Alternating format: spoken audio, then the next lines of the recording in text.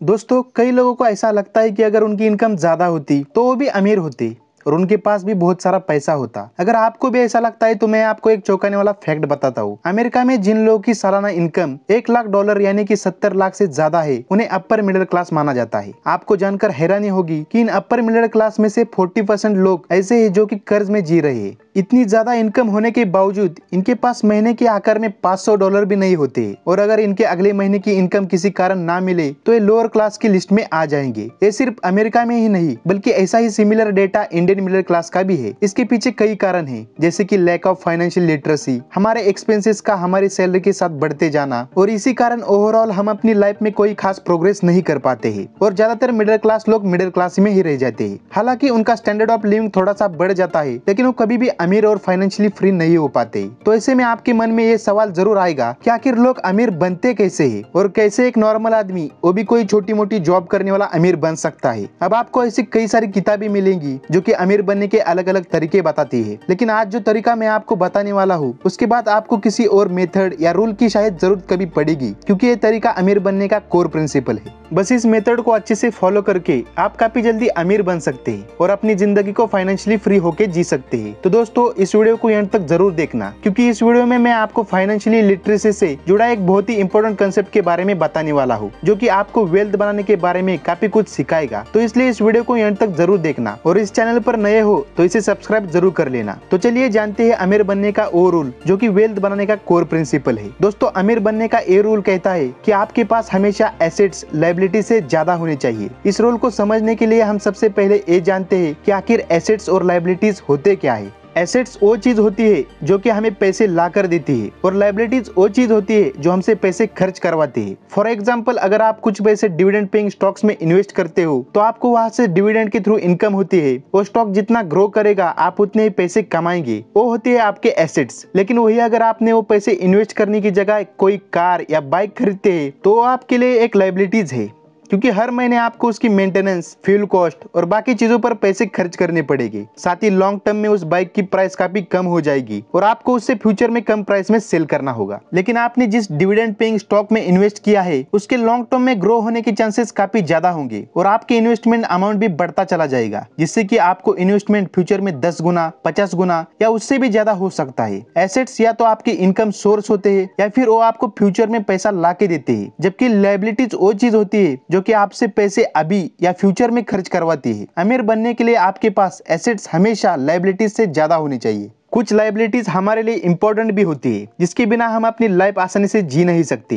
लेकिन दोस्तों, ज्यादातर लायबिलिटीज ऐसी होती है जो कि हमारी लाइफ में कोई वैल्यू ऐड नहीं करती। इन्हें या तो हम दिखावा या सोसाइटी में कूल दिखने के लिए खरीदते हैं और फिर अंदर ही अंदर फाइनेंशियली स्ट्रगल करते रहते हैं। ऐसे ही कुछ लायबिलिटीज होती है महंगे स्मार्टफोन, स्पोर्ट बाइक्स या फिर cars, overvalued branded clothes, 5 star hotel में पैसे खर्च कर देना और ऐसे ही हजारों अननेसेसरी लायबिलिटीज जो कि हमारी लाइफ में कोई वैल्यू ऐड नहीं करती, बस हमें एक फेक अमीर होने की सेटिस्फेक्शन देती है। दोस्तों, मैं ये नहीं कह रहा हूँ कि आपको ये सभी चीजों पर पैसे खर्च नहीं करनी चाहिए, आप बिल्कुल करें, लेकिन सिर्फ तब जब आपके पास उतने एसेट्स हो कि इतनी लायबिलिटीज खरीदने के बाद भी एसेट लायबिलिटी से ज्यादा ही रहे। अगर आपके पास सैलरी के नाम पर बस एक सिंगल एसेट है और हजारों लायबिलिटीज खरीद लेते हैं तो आप कभी भी अमीर नहीं बन पाएंगे, भले ही आपकी सैलरी कितनी ज्यादा क्यों ना हो। इस चीज को समझने के लिए हम जानते हैं पुअर, मिडिल क्लास और रिच लोग के कैश फ्लो के बारे में। दोस्तों, कैश फ्लो बिजनेस में एक ऐसा टर्म है जिसका मतलब होता है कि आपके पास पैसे आते कैसे हैं और पैसे जाते कैसे हैं, यानी कि खर्च कैसे होते हैं। और सिंपल वर्ड में कहे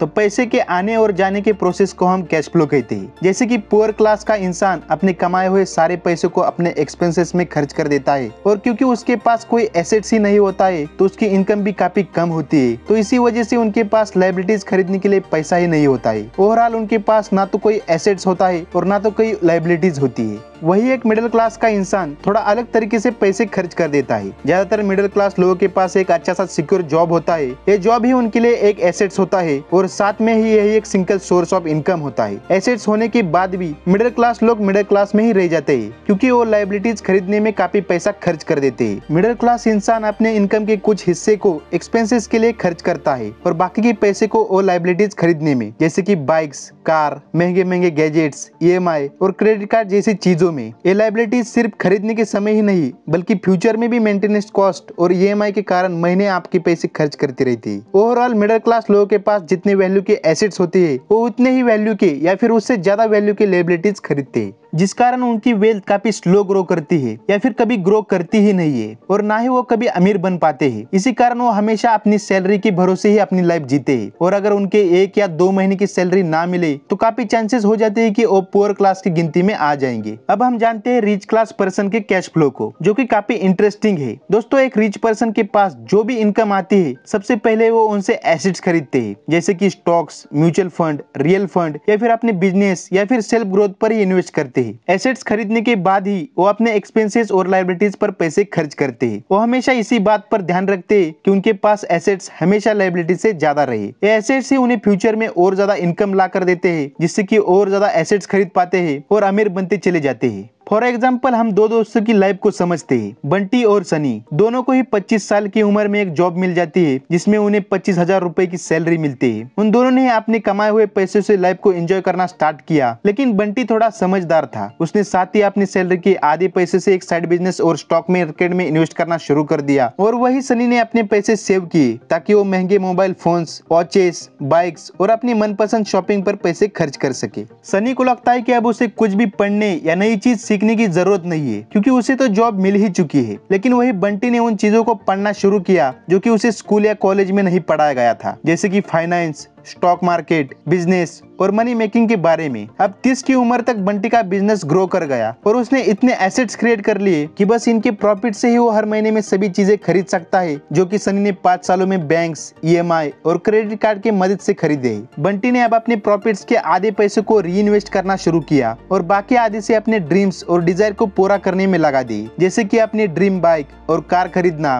ट्रैवल करना, एटसेट्रा एटसेट्रा। उसके पास 5 सालों में इतने सारे एसेट्स बना लिए, अब वो पूरी लाइफ फाइनेंशियली फ्री होकर जी सकता है। वही सनी पर अब परिवार की जिम्मेदारी बढ़ चुकी है और वो चाहकर भी बंटी जितना इन्वेस्ट नहीं कर सकता है। साथ ही उसे बैंक का लोन और क्रेडिट कार्ड के इंटरेस्ट भी चुकाने हैं, जिसकी वजह से वो अभी स्टॉक मार्केट में या बिजनेस में इन्वेस्ट करने का रिस्क भी नहीं ले सकता है। इसी वजह से अब उसे पूरी जिंदगी काम करना होगा। दोस्तों, इस कहानी में सनी एक मिडिल क्लास आदमी की लाइफ को रिप्रेजेंट करता है और बंटी उस 1% लोगों को जो कि मिडिल क्लास में होकर भी अमीर बन जाते हैं। इसलिए अमीर बनने के लिए आपको भी हमेशा अपने कैश फ्लो पर ध्यान देना चाहिए कि आप कितना पैसा कमा रहे हैं, कितना खर्च कर रहे हैं, आपके पास एसेट्स कितने हैं, आपकी लायबिलिटीज कितनी है। आपको हमेशा अपने पैसे को ज्यादा से ज्यादा एसेट्स खरीदने पर खर्च करने देनी चाहिए और मल्टीपल सोर्सेस ऑफ इनकम बनाने चाहिए, क्योंकि यही वो चीज है जो आपको अमीर बनाती है। अब हम बात करते हैं कि आपके पास किस तरह के एसेट्स होने चाहिए जो आपको बहुत जल्दी अमीर बना सकते हैं। तो इस पर मैंने पहले से एक डिटेल्ड वीडियो बनाया है जो कि आप ऊपर आई बटन पर क्लिक करके देख सकते हैं या फिर नीचे डिस्क्रिप्शन लिंक से भी देख सकते हैं, जिसमें मैंने 8 ऐसे एसेट्स के बारे में बताया है जो अमीर लोगों के पास होते हैं। उनमें से कुछ एसेट्स के बारे में हम डिस्कस कर लेते हैं। दोस्तों, एसेट कई प्रकार के होते हैं, लेकिन एक एसेट ऐसा है जो कि सबसे खास होता है और वो है नॉलेज। बेंजामिन फ्रैंकलिन कहते हैं,